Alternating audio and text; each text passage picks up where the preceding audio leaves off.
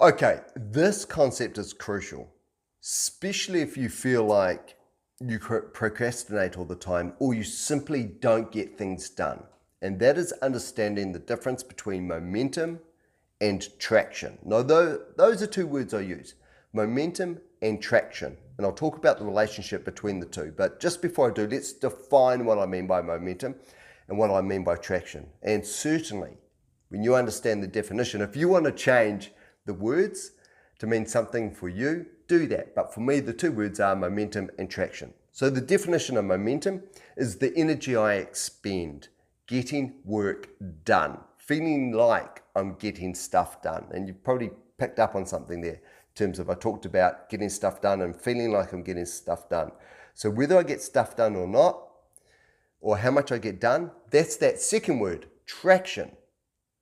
The stuff that I get done. So momentum is the feeling, the energy I expend, and traction is how well that energy's been expended, what I've got done. So for example, if I'm spending a couple of, I was going to say minutes, but it will be closer to maybe a couple of hours, getting my whole day lined up, it wouldn't be a couple of hours, but anyway, a block of time.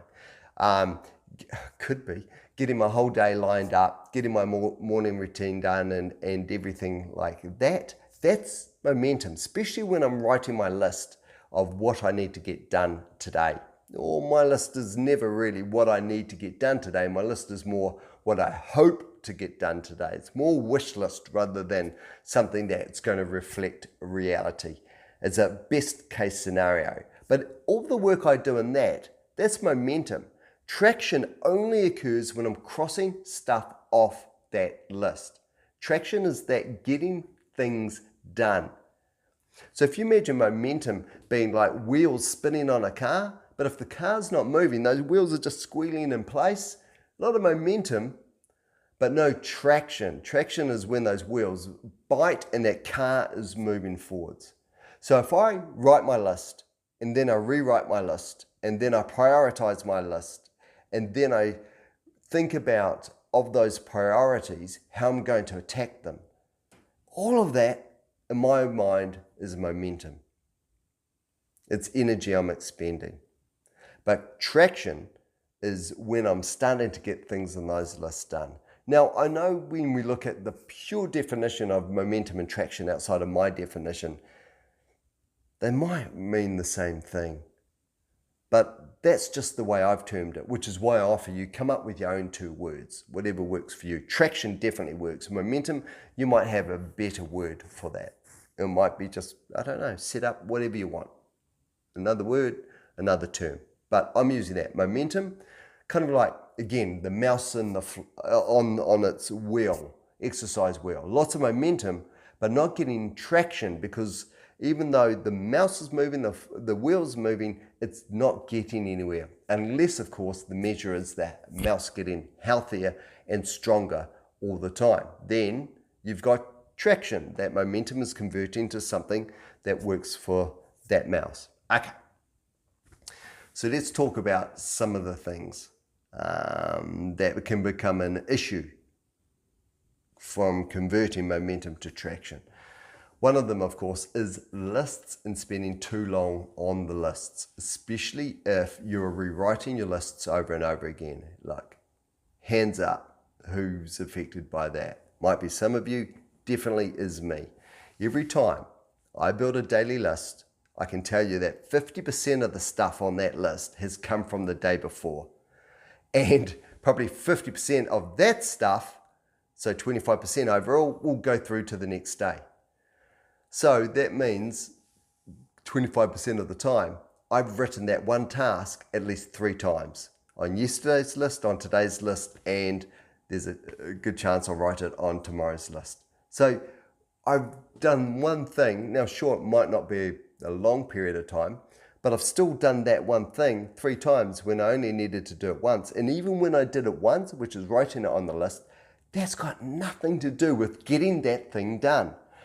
So we've got to be careful about our lists and how we use them. And what I'm saying is we need to be careful we don't spend too long on our lists. just long enough to understand what the priorities are and then get into the priorities. Because if I was to look at myself and all the reasons why I don't get good work done, it's not because I'm not doing work, it's because I'm doing dumb work. I'm getting caught up in dumb, silly little things that are peripheral, that I don't need to do today, that I could do tomorrow. Easy distractions. Learning about things I don't need to learn about. Certainly not now, not today. My priority for today, my number one priority, and it can't have been my priority because I didn't get as much done on it as I aimed to, was working on my book. So close to the finish line. And I could have almost punted it over, finished the full second review on it today. But I got caught up in just rats and mice sort of tasks, peripheral little tasks that really act as treats. Instead of going to the cupboard and doing something, eating something substantial, like making a good healthy salad, working on my book, I've seen the nice and easy tasks, a couple of nuts or maybe a slab of peanut butter on a cracker, and I've gone, eat those instead. Do those tasks instead of the core tasks. So I have filled my day up with too many, disproportionately too many small little tasks. So that is one problem that I know that I've got and I need to be disciplined about. Now, I know what also helps me with that, and that is setting up the day before. And when I say setting up the day before, not just building a list of what I'm going to do tomorrow and putting it in time-bound blocks.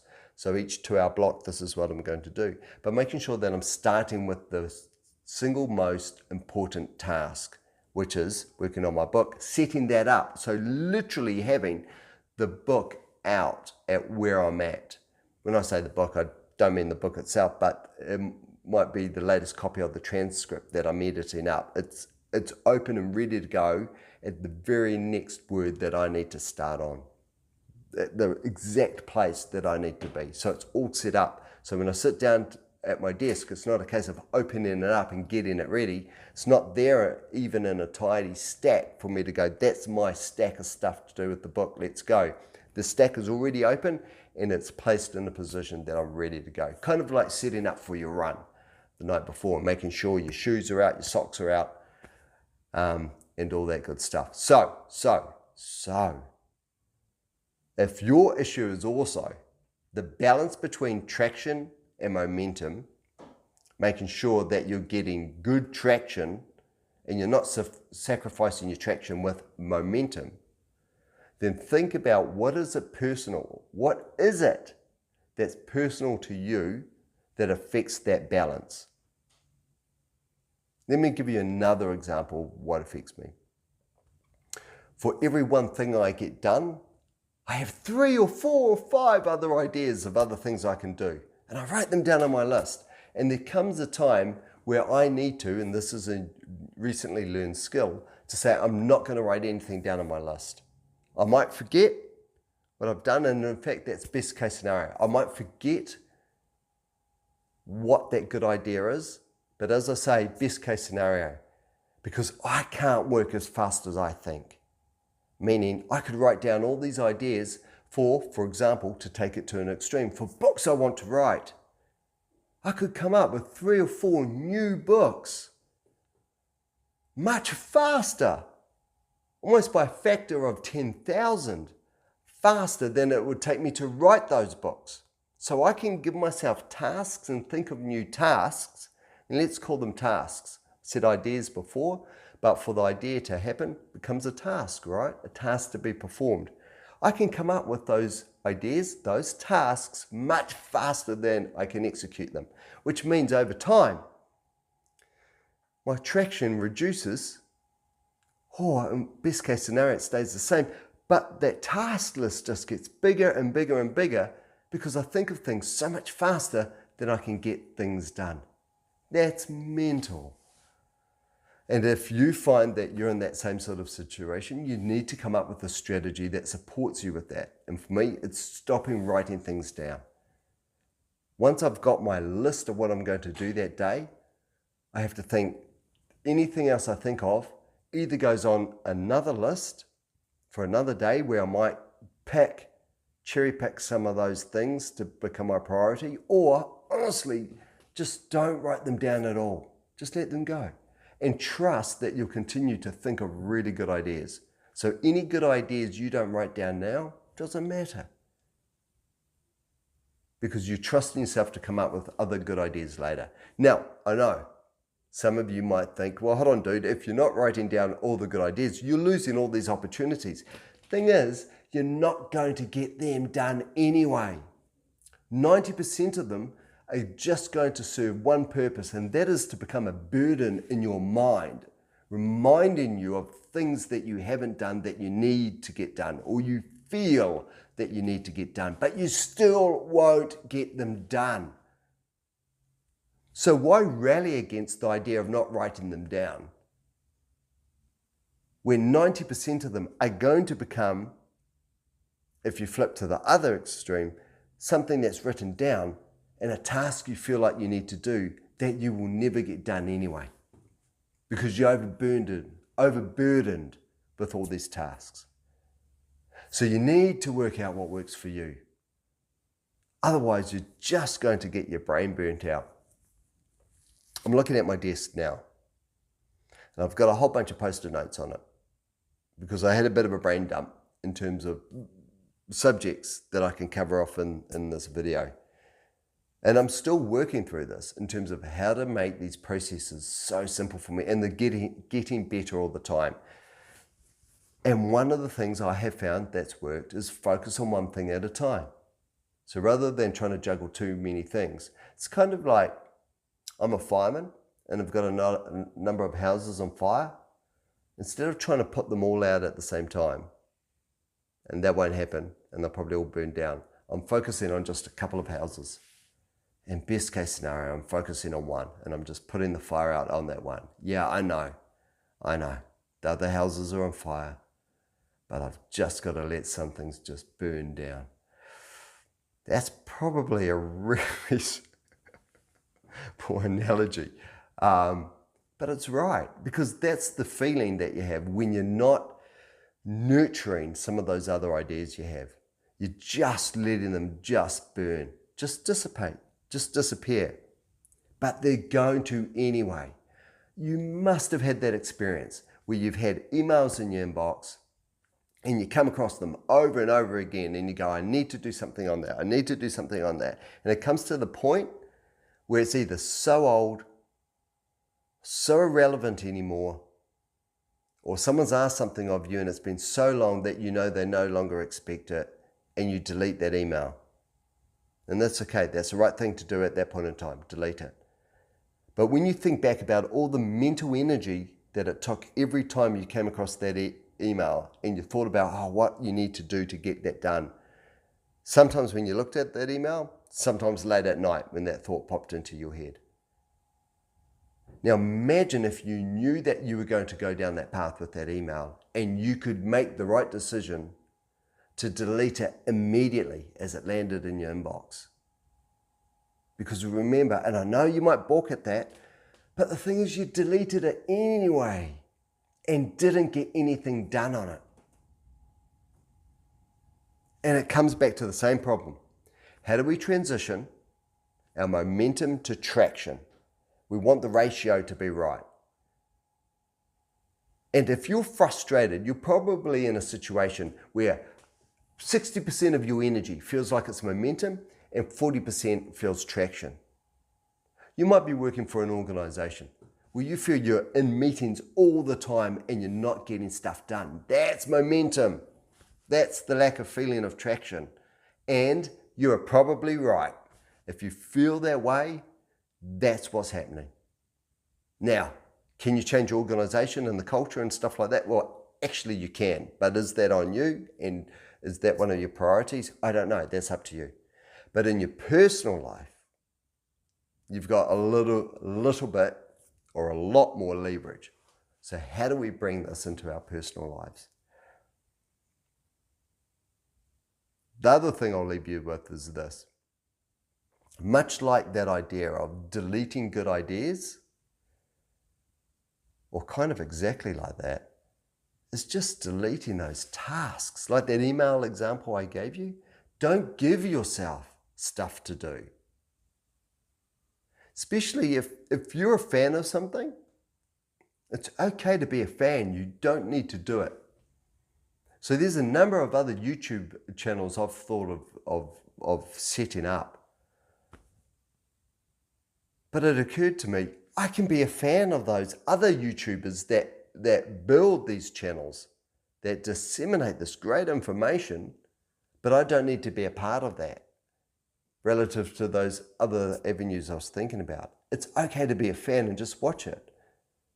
Being a fan doesn't mean you have to replicate it. Being a fan might just mean consuming it.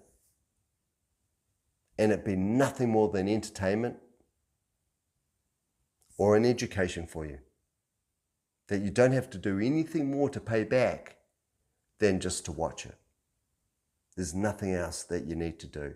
So de-task those things that you're thinking that you should do. You can be a fan of something without having to run your own, for example, YouTube channel. If you're watching a bodybuilder that puts together great videos on bodybuilding, and they've completely enthused you, they've ignited your passion to go that next level, for you to be a great bodybuilder doesn't mean you need to be a YouTuber. But what it does mean is you have to get in the gym and just do it. Just work. Just work out, recover, sleep, and fuel your body. Great nutrition. That's it. So don't overburden yourself with other things. That's it. So just think about that. So the key concept is understanding that balance between momentum and traction. And I battle with that every day. And there's no solution to that. It's a discipline. That's probably the definition of the word discipline. Discipline is something you have to do over and over and over. So it's never a thing where you flick the switch once and you go, that's the state I want to be in, I'm golden.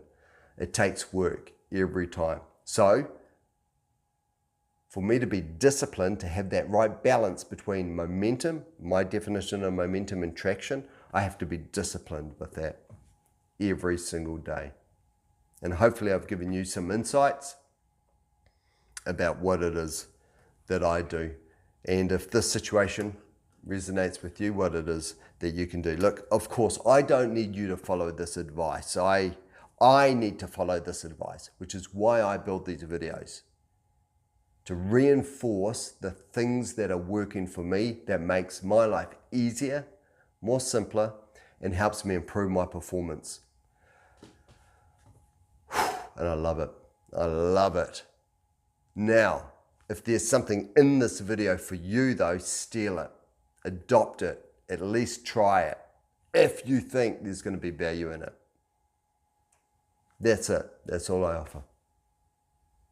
Just some advice that might work for you. If it does, then brilliant.